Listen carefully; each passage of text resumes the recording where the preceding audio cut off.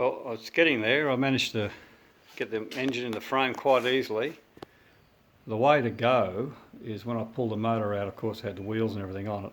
Pretty hard, but with the frame without the forks, just the frame on its own, it's quite easy to put the frame around the engine. All I did was put a block of wood on the ground, rested the sump on top of that, probably about 4 inches high, just to give you frame clearance.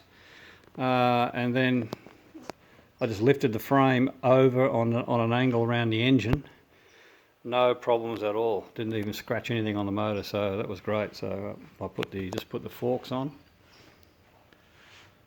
They've all been overhauled, cleaned out inside. That little tracks thing's quite a intricate little piece to pull apart. Lots of oil seals and rubbers, and managed to get most of the stuff on eBay, but it's definitely getting harder and harder to get parts for these. The next stage is I'm going to put the centre stand on.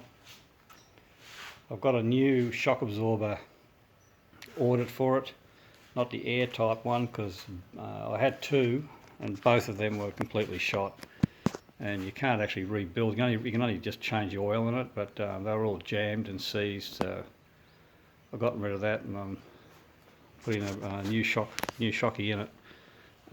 That's being manufactured in Germany. About 5 weeks to get here. Price was about that's all it is, it's $720. That's landed here in Australia. At the moment I'm just doing up the wheels.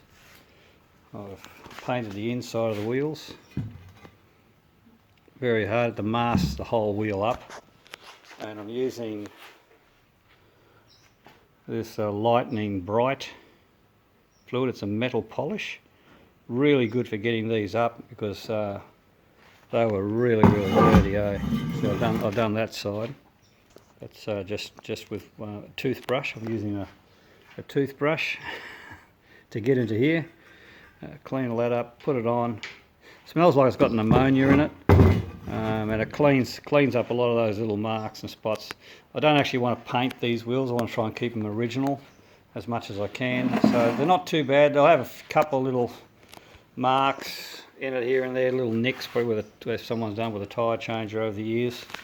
But for 37 years old, they're pretty good. And once they're all assembled on the bike, you hardly ever don't see much of the rims anyway, with all the rotors on and the calipers and the exhaust and everything on. You only see about probably part of it. But at least it keeps it all original colours as much as possible. So that's one of the first stages done.